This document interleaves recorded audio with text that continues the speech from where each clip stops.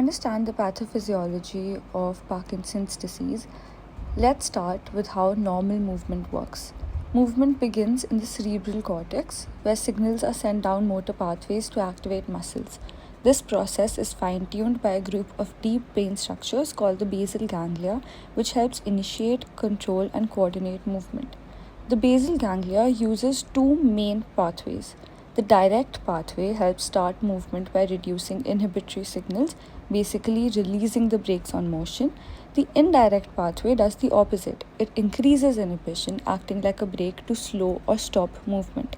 A key player here is dopamine, which is produced in the substantia nigra. Dopamine has a dual effect.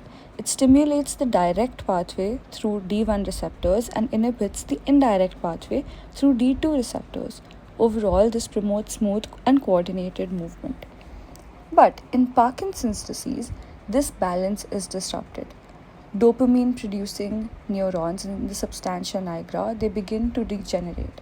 As dopamine levels fall, the direct pathway becomes less active and the indirect pathway becomes overactive.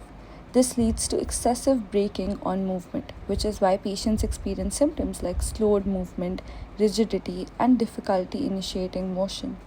On a cellular level, this degeneration is linked to the buildup of a protein called alpha-synuclein.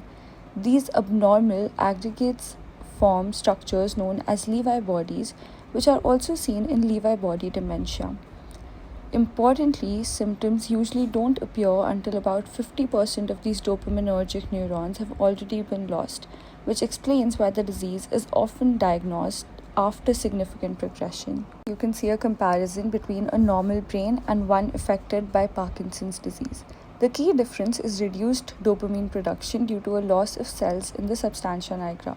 On the right is a diagram of the basal ganglia and related structures, including the caudate nucleus, putamen, globus pallidus, and the thalamus. These regions work together to regulate movement, and disruption in this network leads to the motor symptoms we see in Parkinson's. So overall, Parkinson's disease is essentially a disorder of impaired movement caused by dopamine loss and imbalance between the direct and the indirect pathway.